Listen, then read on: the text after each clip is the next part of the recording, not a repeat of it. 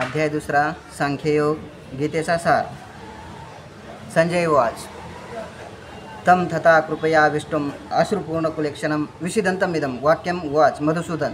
संजय वाच म्हणजे संजय म्हणाला, तम म्हणजे उद्देशून, तथा म्हणजे याप्रमाणे, कृपया म्हणजे करून त्याने, अविष्टम म्हणजे व्याप्त झालेल्या, अश्रुपूर्ण आकुल म्हणजे अश्रुनी पूर्ण भरलेल्या, ईशिनम म्हणजे नेत्र, विषिदंतम म्हणजे शोकग्रस्त, इदम म्हणजे हे वाक्यम म्हणजे शब्द किंवा वचन, वाच म्हणजे म्हणाले, मधुसूदन म्हणजे मधु दैत्याचा वध करणारे.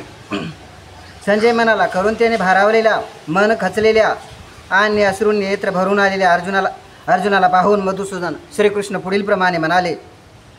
तात्पर्य: भौतिक करुणा, शोक आणि अश्रू ही सर्व आत्म्याबद्दलच्या असणाऱ्या अज्ञानाची लक्षणे आहेत. सनातन आत्म्याबद्दल करुणा असणे म्हणजेच आत्मसाक्षात्कार होय.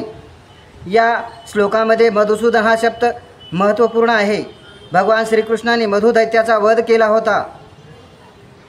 आपले कर्तव्य करीत असताना ज्या अज्ञानाने आपल्याला ग्रासले आहे, त्या अज्ञानरूपी दैत्याचा वध करण्यासाठी श्रीकृष्ण भगवान अशी अर्जुनाची इच्छा होती.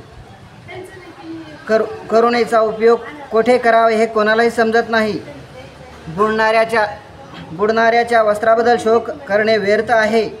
अज्ञानरूपी महासागरात बुडालेल्या मनुष्याला त्याच्या बाह्यरूपी स्थूल शरीराचे रक्षण करून वाचविता येत नाही. जो हे जाणत नाही आणि केवळ बाह्य वस्त्राबद्दल शोक करतो त्याला शूद्र किंवा अनावश्यक शोक करणारा असे म्हटले जाते. अर्जुन हा क्षत्रिय होता आणि अशा प्रकारची वर्तणुकीची त्याच्याकडून अपेक्षा नव्हती. परंतु भगवान श्रीकृष्ण मनुष्याचा शोक नष्ट करू शकतात आणि त्याच उद्देशाने त्यांनी भगवद्गीता सांगितली.